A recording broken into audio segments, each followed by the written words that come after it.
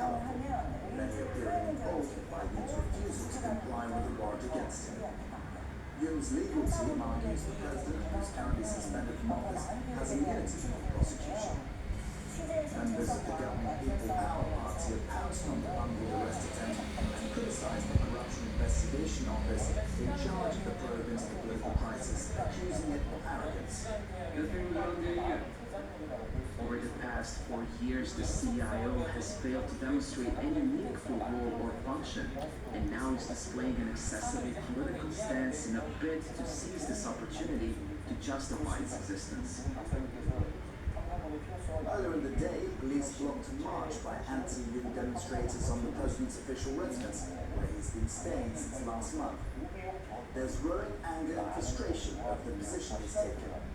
A month has passed since the December the 3rd insurrection, yet the ringleader of the insurrection has not been arrested and remains holed up in the official residence, inciting civil war.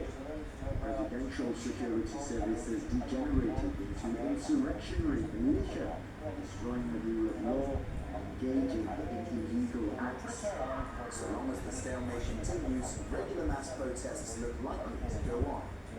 One of the things we're seeing at rallies in support of President Yoon is many people holding up signs saying, "Stop the steal." Those backing President Yoon appear to adopt the slogan made popular by Donald Trump and say they hope the US President-elect will come and help their leader.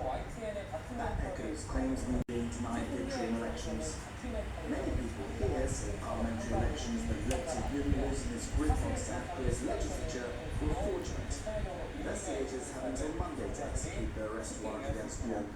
That's the same day US Secretary of State Antony Blinken arrives in Seoul for talks on maintaining diplomatic and security ties between the two countries. Patrick Fox, Al Jazeera, Seoul.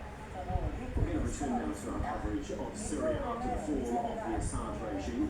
Marco Vicensino is